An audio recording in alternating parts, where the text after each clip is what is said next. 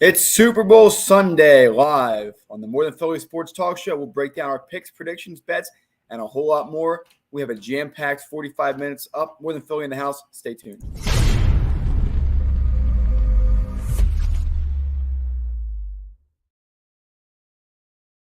It is that time, everybody. A week later than usual, but get used to it with the new 17-game NFL season.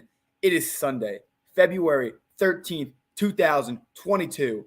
Los Angeles, California, Inglewood to be specific. The Rams, the away team, up against the Cincinnati Bengals. Who would have thought? As always, joined alongside my co-host, Gavin Tony. I mean, who would have thought? The Rams, I get it. The Rams, I get it, okay? They put a lot of money on the table. They were expected to be the best team. That's one of the reasons I'm possibly going to be siding with them here in just a little bit. But the Bengals, Gavin, a team that had the 5th overall pick in the draft and was expected to take a really good O-lineman. All right, Penei Sewell, who went to the Detroit Lions. They took Jamar Chase instead. Who's laughing now? Now, we got to talk about this in a little bit because the O-line's a little concerning. Second most sacked quarterback of all time to make the Super Bowl. But listen, the game is underway in an hour. We have a killer halftime show, Gavin. I'm sure you've seen the jokes. Matt Stafford is playing in this game. Eminem is performing at halftime. This is the closest Tupac is coming and will ever be to a Super Bowl. But of course, Gavin, Tony, welcome to the show. I'm excited to be here with you. How are you doing?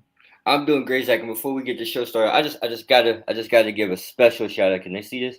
For those who don't know, I gotta give a special shout out to the Penn State Com Radio. It's not a club, it's Penn State Com Radio. Zach, it's not a club, right? Or is it? Technically, yeah, it is. Yeah. It is. Well, I gotta give them a special shout out. For those who don't know, Jake is at the Super Bowl. Jake and Preston Shoemaker, along with a whole bunch of others. So congratulations to those guys. That is a huge honor and a big start. Hopefully, and they can get some great looks and provide great content for the people at Penn State. But Zach, I'm doing great. I'm jealous because it's cold outside, and I was talking to Jake all day. He said it was a nice 87 right now. The stadium is a real feel of 87. Yeah, I would love that feel. But Zach, I'm happy to be here. It's Super Bowl Sunday. How you doing? I'm good. I'm excited to be here. Listen, funny you mentioned Jake and the crew out there. We actually do have a pre-recorded message from Los Angeles. Stay tuned. What's up, everyone? Jake Starr here at SoFi Stadium for Super Bowl 56. See you back there. I want to give a quick shout-out to Zach Starr and Gavin Tony and the More Than Philly Sports Talk Show. All the way from L.A. back to Westchester. Be sure to tune in to the More Than Philly Sports Talk Show with Zach Starr and Gavin Tony. Quick little surprise there for our viewers. Yes, I mean, it's an experience. 87 degrees. We saw it firsthand. That is what it looks like right now out in Los Angeles, California. Beautiful weather there. Of course, stadium semi-indoors, so it's going to not be too big of a factor for the teams. But, Gavin, we got to get into it. We already were here earlier in the week. We broke down how both these teams have gotten here, but I think we really have to focus a little bit on how different of a path both these teams took to get here. The Los Angeles Rams, they tried to get here the organic way. They had the 1st overall pick back in 2016. They drafted Jared Goff, bring in Sean McVay the next year. Everyone knows the rest of the story. You lose to the Falcons that year. They go to the Super Bowl the next year. Absolutely terrible performance by that team. It's a very sour taste. And even Zach Taylor, the opposing coach, who was the QB's coach at the time, said we are not over that loss. You shouldn't be, in my opinion. But, Gavin, that was a bad game for them. Last year, and the loss against Green Bay was the final straw.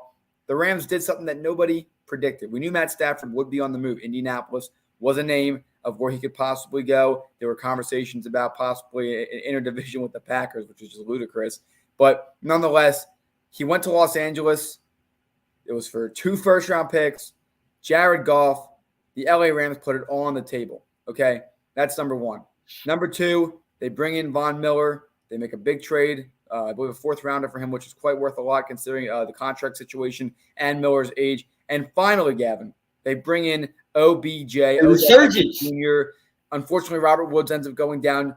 But listen, this is a fascinating team. It is a combination of going out and using your assets to acquire players organically through trade, and then going out free agency signings, going out and trading the farm, so to speak, as we say in baseball, trading for some of these players as well. Let's talk about Aaron Donald from Pitt, not too far here from Philadelphia. Aaron Donald has been on that team for a long time. Has won many Defensive Player of the Years. It's been an incredible ride for him. He has continued to fight through. He's continued to be the best defensive edge in the entire game of football. He wants to win this year. He's an organic player. You think about guys like Cooper Kupp. You think about Cam Akers, Darrell Henderson. Those are organic, homegrown guys. But, Gavin, this team is a lot more than just that. We already talked about Matt Stafford. He's obviously somebody they brought in. They traded for him. They brought in Von Miller and traded for him. Of course, they signed Odell Beckham, as I just went over. But let's talk about some of the other guys. Let's talk about Jalen Ramsay, a guy who was not happy on that Jacksonville Jaguars team. Very big trade. Gave up first-round picks. Gave up a lot to bring him in. They signed him the following offseason to a monstrous contract. Okay, you bring in all of these guys that are talented. You bring in all these other pieces around them. You bring some organic pieces around, and you combine it, and this is what you get. You have this Los Angeles Rams team, which is their general manager, has put his chin on the line and said, I am willing to fight. I am giving up 4 first-round draft picks so that I can get number 1, Jalen Ramsay, which is 2 years ago, and number 2, Matthew Stafford. So, Gavin, I'm not shocked that they're here. They should have been here. They should have beat the Buccaneers that were banged up and injured. Everything they've done already, that's what I expect from them. Just because they've met expectations, does that mean I should be impressed? I don't think so. I'm not impressed by the Rams right now. I think they need to win today to solidify that. Their general manager will get a lot of credit for this. There's rumors about Sean McVay flying around, rumors about Aaron Donald flying around about their fate and future after this game. This is it for them. The Rams have been in contention for 5 years now, and they said we have to do right now what we can to win a title. Doesn't mean we're going to be a bad team in the future because we're in cap hell. Doesn't mean that we might lose out on some star-studded players that are going to be leaving through retirement or going to other teams to get more money. Possibly. We don't know right now what the future for the Rams looks like. But no matter what happens after today, they could ride off in the sunset in their own stadium, win a Super Bowl there, the second team to do it back-to-back years after not happening in the first 55 years of the Super Bowl. What are the odds on that? So that's the Los Angeles Rams. Let's talk about the other side of the coin. Let's talk about the Cincinnati Bengals, the laughingstock of the league a year ago. They were the laughingstock of the league. A year ago, Gavin, on this show, we talked about the Miami Dolphins and the Cincinnati Bengals. 2 teams in similar positions 3 years ago that were tanking. All right, one team gets Joe Burrow, one gets Tua Tagovailoa. Kevin, last year we were talking about the Dolphins being potential contenders for a few years, and the Bengals, a team that still needed a lot of work. Well, it's funny enough that we are where we are today because the Bengals are in the Super Bowl. The Dolphins fired their head coach. They finished the year just 1 game above 500. Okay, the Bengals, Zach Taylor, on the verge of being fired last year. But what happened this year? First of all, they got their quarterback back. He's healthy. He's posed. He's mature. Very good player. I think that's an understatement as to how good of a player Joe Burrow has been for this team. The weapons are great as well. Very underrated in my opinion. Guys like Tyler Boyd. Guys like T. Higgins. And yes, Jamar Chase, the very guy they took over an offensive lineman. And then what they do this past offseason, they brought in guys like Eli Apple. All right, they have one of the best, if not the best safety in the game. They have a few good edge rushers that they brought into this team. They've quietly built a very good team. But here's the issue. Although they're a mostly organic team, again, Joe Mixon, Joe Burrow, T. Higgins, Tyler Boyd, all these guys are organic and homegrown. They brought in a few free agents, which is a good combination. They are set for a long time in the future. But you have to think back about this team. They played a lot of one-possession games this year, a lot of games that could have went the opposite direction. And more importantly, what I'm even more concerned with this team, yeah, they won 2 games by game-winning field goals, so obviously they were close. They're not able to solidify and beat these teams by a lot. They had a very close game to the Raiders. Don't get me wrong. That Chiefs game was very impressive. They did it twice. But this team has an offensive line that is still very concerning. And Gavin, this team, the Cincinnati Bengals offensive line, has not went up against the defense that they're about to go against. Zach Taylor still has a lot of question marks as a coach. The question is, how far can Joe Burrow himself carry this team? I'm not sure how far they're going to be able to go. We'll get to that in a minute. But this is just a tale of 2 teams setting the stage. Now let's hear some thoughts from you. Well, Zach, I'll touch on the Bengals first. When you look at this Bengals team, you and I both said it. There's no way you're going to be here. The consistency of Joe Burrow early in the year was off and on. Zach, he would have a great game and then he'll have a horrendous game. He'll have a great game and horrendous game. And that was kind of the pattern the whole year. Then he just flipped the switch. He went from Joe Burrow to Joe Shiesty. That's what everybody's calling him now, Zach. I heard it. He likes Joe Shiesty, so that's what we're using. But go back to the draft. And this is why I don't like guys like Mel Kiper, Todd McShay, any one of those idiots. Go get your guy, Zach. Joe Burrow wanted Jamar Chase. The obvious answer, the obvious pick, even though we all know, the world knows that it should have been Penei Sewell. But Joe Burrow's like, yo, if I have my guy, that's all he is, my guy. It's like, where'd they get? They got this guy. The first year they got this guy, look where they are. And it's like, you talk about how they only won by field goal. It's like, I'm under the impression it's not how you did it, it's how you. It's not about how you did it. It's about where you are. It's like, I could beat you by 2 points. I could beat you with a safety. It doesn't matter how you did it. You got it done. It's win by any means possible. AMP. It's like, and another thing too, this defense with Trey Henderson and you got Von Bell, Eli Apple, the resurgence of Eli Apple, because remember, he started off in New York. Then he went to the Saints, kind of bounced around after that. And then he ended up here and he turned it. He reinvented himself. The defensive line with Trey Henderson and the crew. Then you got the linebackers who are great as well. This defense is stud. This defense is stud. And you go against guys like Lamar Jackson, who they kept pretty much contained this year. They actually beat him twice. You got the AFC North, which also had the Steelers, which say what you want, but they also smacked them in the mouth too, and got smacked in the mouth as well. Then you got the Browns. Zach Baker was one bandit. This team deserves to be here.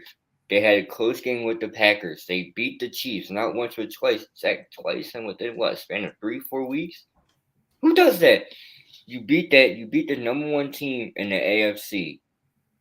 And you get sacked 9 times. Can we just talk about this? Like, you know how odd it is to get sacked 9 times and still win a game? It's unheard of.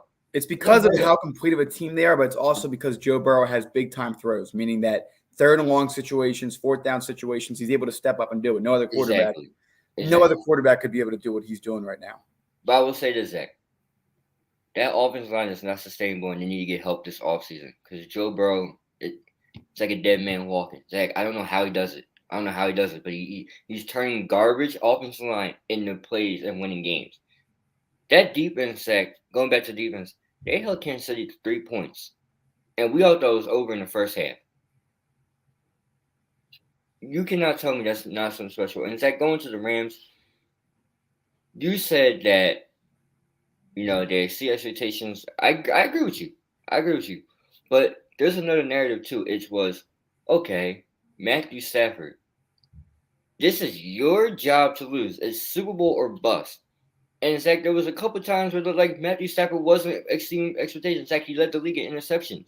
Him and Trevor Lawrence. That's not something you want to be proud about. They got knocked down. You lose Cam Akers in the before the season starts. You get him back. He had a horrible playoff game against Buccaneers. Then you come back. You got Andrew Whitworth, an aging left tackle. By the way, Zach, did you hear the Man of the Year award, his speech, and everything he does? That's amazing. I did. Yep. This team, the LA Rams, is built to win now. I don't know how much longer they got. You got guys like Robert Woods, who's not there. But look at the surge of Cooper Kupp. Cooper Kupp goes down with an injury, ACL injury, I think a year ago or 2 years ago. It was their first Super Bowl year. Their first Super Bowl year, he goes down with an injury. Didn't really do too much the next year, and then what happens? Cooper Kupp is now your offensive player of the year. OBJ, we hear about how is OBJ, and no. It was Baker Mayfield. OBJ has 6 touchdowns in the last 8 games going to the end of the season. You got Van Jefferson, who I really like. Tyler Higbee's still nice, and the defense, but it all falls around Aaron Donald. Number 99 keeps this defense together defensively. It doesn't matter what Von Miller does. It doesn't matter what Jalen Ramsay does. I'm a big fan of Darius Williams. I'm also a big fan that they brought back Eric Weddle because I wasn't a big fan of Taylor Rapp. All right. Leonard Floyd. It's like this team is amazing, man. This is the modern day super team of football. But they can still lose this game. It doesn't matter how, because it depends on what number 9 behind center, under center is doing with the football. There'll be a day where he's lights out. It's like, remember the first game in the season with the Rams where I forgot who they played, but he was deep ball to deep ball. Amazing game. I think it was Monday night or something. And then fast forward to a couple weeks later, it was buy one, get one free on interceptions. This team, you could say they exceeded expectations, but number 9 is the one that you should really look and say, wow, he's really doing it. Well, here's my question to you then. How much pressure is on Matt Stafford today? Oh, a lot. The whole damn world. Zach, it's simple. The scariest thing is you're playing against a guy that has nothing to lose, that should not have been here. And the scariest thing about that, Zach, is when you got nothing to lose, in the Bengals' mind, yeah, they want to win, but they lose. Like, all right, cool, we young. We're going to come back. Matthew Stafford is getting up there in age. What is he, 34, 35? I'm not 100% sure on that. But the pressure is there. It's like you're the number one overall pick. We always made this name that Detroit was the reason why you can't win. You have Dan Orlovsky on Get Up ESPN. Zach, big fan. Goes on there and says, Super Bowl bust Matthew Stafford. He hypes you up every weekend. It's like, if you don't win this Super Bowl, how do we look at Matthew Stafford after this? You have a lot of career comeback wins with the Lions. You have all these things. You didn't start winning playoff games until this year. This is your moment. I'll be honest with you, Zach. I don't know if he'll be able to get back there next year if he doesn't win today. Well, looking forward to next year, I don't really see any teams in the NFC that are going to be scary. San Fran's going backwards. Green Bay's going backwards. Tampa's going backwards. Dallas is going backwards. I think that the Rams. Was that? Was Dallas ever going forward? They were not. No. You can kind of call them that for the easy wins they had during the season. But nonetheless, there's a lot of pressure on the Rams today. A lot of pressure on Sean McVay. There have been some rumors that he's interested in taking a step back if he can win this Super Bowl. I think he's upset. They're all upset still about a few years ago. It's not often you see a team that loses a Super Bowl in that fashion return a couple years later and return in a way that they were able to because they had to go out and they had to make some moves. As we've already pointed out, they gave away a lot of first-round draft picks. They're screwed moving forward when it comes to building their future organically. They need to continue with this strategy, at least for the next year or two, to extend that Super Bowl bubble. But you know how to take pressure off of that? You win today. So I think today that the defense is going to do their job. The run game's going to help. Those wide receivers are going to get open. Gavin, it's number 9. The entire world, as you just said, is on his shoulders. The Rams today, Matthew Stafford, this is up to him. And I don't want to hear any excuses because Joe Burrow's never been here either. Joe Burrow's got just as much playoff experience now as Matt Stafford, really, plus or minus 2 or 3 games that were one and dones for the Lions. So the team is around him. There are no excuses for him. He's looked great all postseason. So, there's no reason to be upset about it. He's looked great since a couple of his early year, Gavin was saying, buy one, get one free interceptions. So I think, was that? I know. I was saying, it's like every game, but I want to say that San Francisco game, but even he cut it on at the end. Matthew Stafford's been lights out this whole playoff game. But I will just run. I will say this. This is number 9's game to lose because, when they traded for Matthew Stafford, what was the first thing me and you both said on this talk show? It's Super Bowl. It's Super Bowl. You don't give up on Jared Goff. I was never a big fan. You don't give up on somebody that easily and send the whole house for a guy like that unless you're thinking Super Bowl. So it's the expectations was way before this season started. It was as soon as that trade happened, we're going back and we're saying, yo, when you trade for Matthew Stafford, it's a Super Bowl. But go ahead, Zach. You're right on. It's been more than a year since that trade was pulled off. And the narrative began. It was in their home stadium. We just saw Tampa do it last year. So, Gavin, let's talk about the Bengals then. And we talked about them a couple of times. But we know, as far as pressure, does Joe Burrow have any pressure today? Is there anything more this Bengals team needs to prove this year? I don't think so. I really don't think so. Going back to your what? Two wins last year? Not even that much. You have little to no hope. You come back this year. Your quarterback has come back from 2 ACL sprain and an MCL sprain or tear, excuse me. The only thing that you could say about Joe Burrow, the only pressure he has going into this game is it's the game itself. He is Zach. He's young, where there's a chance he can come back next year. I think the pressure on him is just normal everyday Super Bowl. Every game jitters is how am I gonna be able to do this? I gotta be sharp. I gotta do this. I gotta do that. Zach, I don't even think he has that. Joe Burrow has been in a lot of high situation games, going back to his collegiate career, where you go against Alabama, you go into the Bryant Denny and you get the job done against Alabama. You torch up Georgia. You go play against Clemson in the college football championship. You win that, and that was all in 1 year, Zach. This guy has a resume of not being afraid of big moments, But when it comes to pressure, Zach, it's just going to be any day, any given Sunday with a bigger title to it. It's not as great as number 9's pressure because of the age that he is and how long he's been in the league.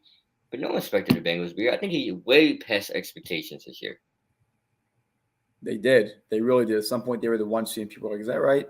The Bengals were the 1 seed. They've taken down some good teams this playoff. They took down a Raiders team that had a great story going into it with everything going on this year. They took down the 1 seed Titans, and as Gavin, we pointed out already, took down the Kansas City Chiefs. Not once, but twice. Okay, let's get to what everybody's been waiting for. Let's get to our predictions. I know we held off on doing them a few days ago. Gavin, kick it off. Scores, any predictions, any bold predictions, any common predictions? Floor is yours.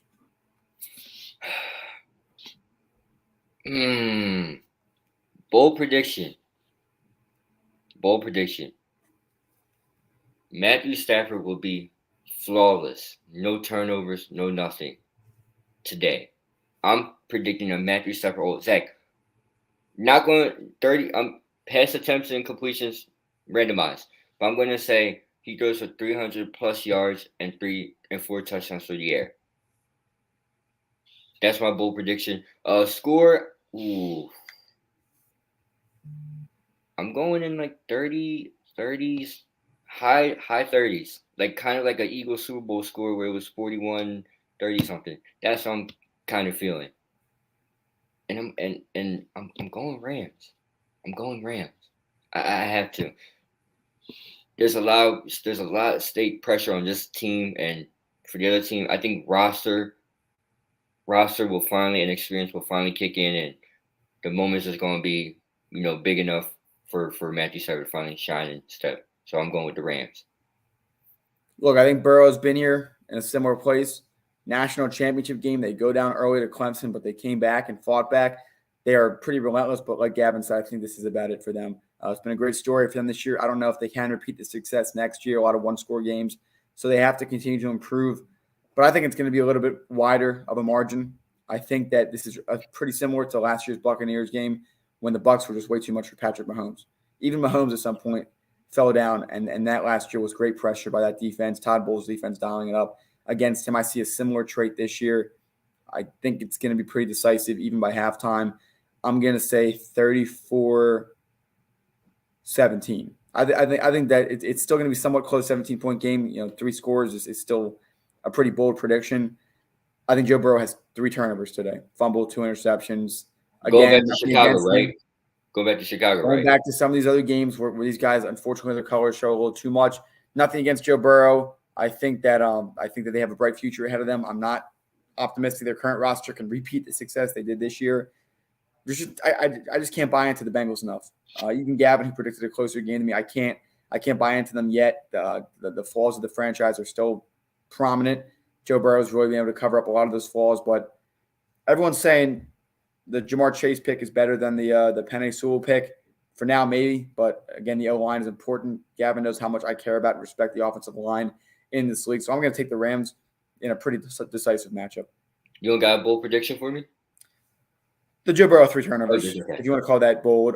Another bold prediction, maybe Aaron Donald scores on one of those strip sack touchdowns. There is definitely going to be a defensive score today.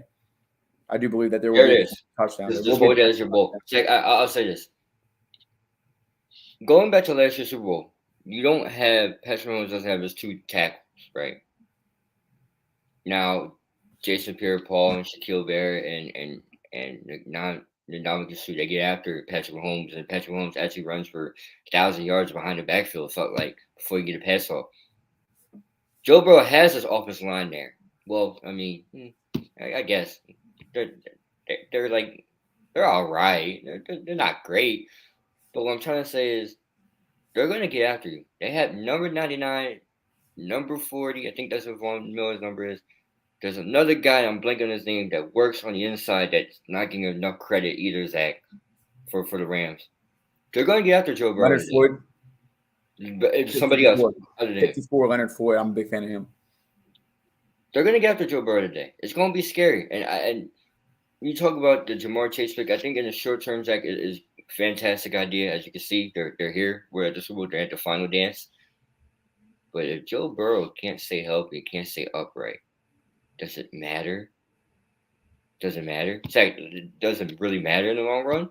You know my thoughts on the O-line. You need it. And just to put into perspective for everybody, Cincinnati Bengals, their final at the end of the regular season, they were ranked 20 according to Pro Football Focus on the rankings for offensive line. The Rams were up at, I believe, 7. Wow. So, I mean, Andrew Whitworth, 86.1, Brian Allen, 80.1, Rob Havenstein, 81.7. So they have quite the O-line. That's, of course, been the conversation. Of course, it's based out of 100. Let's talk about the Bengals. They don't have a single offensive lineman above an 80 or 77. Left tackle, 77. That's their best offensive lineman. Jonah Williams, 72. Left guard. Their center and their right tackle, 51.4, 48.4. Again, say what you want about Pro Football Focus, but it's all relative. It gives you an idea of just how not good this offensive line is. They have a lot of work to continue to do. It's just too much. It's going to be too much, and I think that's okay. I think that if you're going to lose a game, it's because not because you got outcoached or made bad decisions, you just were overpowered. And I think this is going to be the case for the Bengals because Joe Burrow is going to make good decisions today. But I've seen Joe Burrow not play at his best, including this season. I've seen Zach Taylor not call his best games. And more importantly, I've seen Aaron Donald won way too many times go up against weaker offensive linemen. They're going to line him up heavy over that right side. They're going to move him all around. I expect to see him a lot. I expect to see him and Von Miller right there over the center or right to the right of him because they're more of the edge rushers. But I think this is going to be one of those games. They overload them early. The Bengals just can't develop any momentum, no tempo. At that point, for Matt Stafford, Gavin, the job is the easiest in the world. And I guess I'll say another bold prediction. Cooper Kupp is held to less than 30 yards, but Odell Beckham has over 100.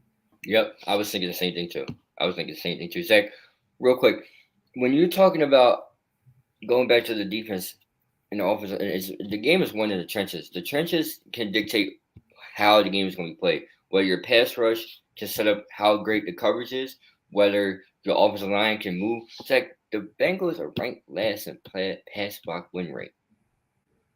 Ranked last. And you know who is ranked first in block shed win rate or whatever the stat is? The Rams. The Rams. The Rams are. This is going to be interesting to see. Jeff Saturday said it best. He said the games are won in the trenches. And right now, the one team is doing miserable in the trenches, and the other team is thriving, especially in the playoffs. Look at what happened. They got to Tom Brady. Yeah, well, I mean, they Buccaneers down. Look what happened to Kyler Murray.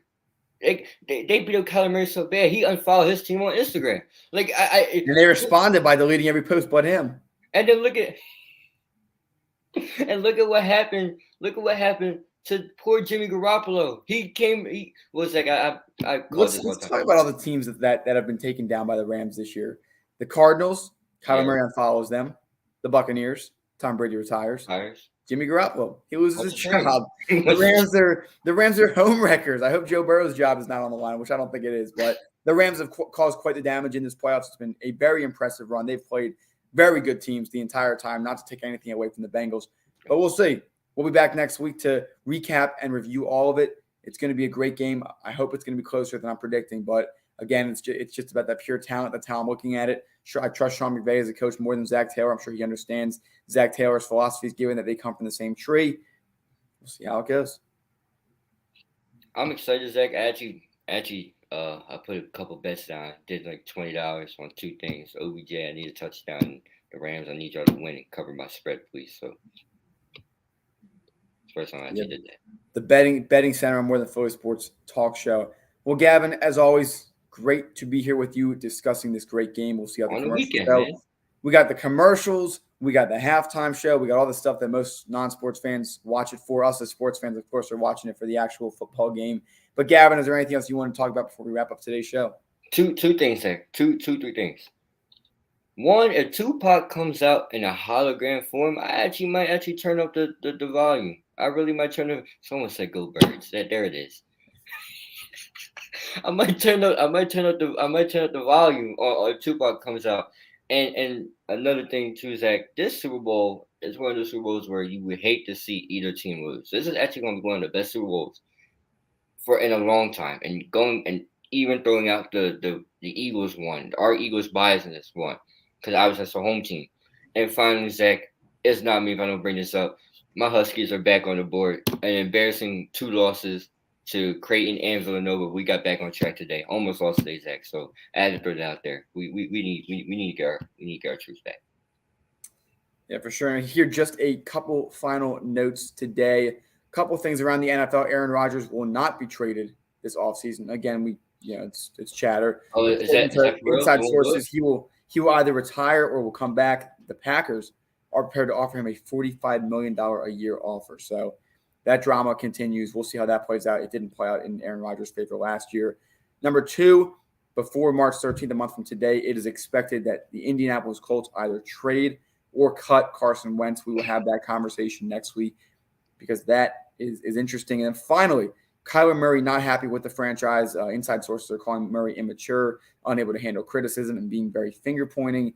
Two other notes to wrap it up. I had a chance yesterday to go down to the University of Delaware to watch Delaware play against Hofstra. Gavin, our friend, unfortunately not playing in the game, but we were able to get some tickets from him to just go out and watch them in action. I know. I'm waiting for that. Hofstra was able to beat Delaware. Hopefully next year when Griffin is playing, we'll be able to head out and we got them on here. Maybe make a road trip out to Long Island too. It's not too far. And then finally, I've been talking to him about. I'm in. Our last note of the day. Tuesday, James Harden, number 1, is expected to make his Sixers debut at home against the Boston Celtics. If anybody has any courtside or any tickets for that. If anyone wants to make sure that me and this man right here, Gavin Tony, he'll be ready to go with them. Very exciting week coming up here for the Sixers. Coming into the All-Star break, 3 games left with James Harden in the lineup. It's crazy. Great things coming up here. Big win yesterday over Cleveland. Gavin, anything else? Yeah, Zach, if anyone wants to make sure that me and Zach are in the building on March 10th to make sure that Ben Simmons hears our voices. Free Frosties on the 11th. That is a shame you're already calling it. That is a shame, but it is the truth. Finally, Zach, I'm excited. It's a great time in Philadelphia sports. Baseball, I don't know why I'm wearing this hat, but I guess it's coming back. We'll break it down during the week. Everybody enjoy your Super Bowl. I got wings downstairs. I got wings and some cheesecake, so that's gonna be my night. And maybe I might make it to school tomorrow. I don't know. Zach, how about you? Yeah, I'm still the one guy that's saying the day after the Super Bowl should still be a holiday, but hey, it's just some of my opinions. So with that being said, everybody, thank you so much for watching us. We hope you enjoy a great Super Bowl. Hopefully it's close and competitive. Thank you again. Have a great day and listen to Penn State Radio. Eagles. Penn State Radio. They got you covered for They have the post-game coverage. You can go watch them. Com Radio, COMM. That's com with 2 M's. Thank you again, everybody, and we hope you all enjoy the game and have a great rest of your weekend. Go Rams. Go Rams, everybody. If you enjoyed today's video, make sure to like, comment, and subscribe if you haven't. In addition, hit that bell icon and set it to all to get reminded of when we go live and when we post excerpts of our videos.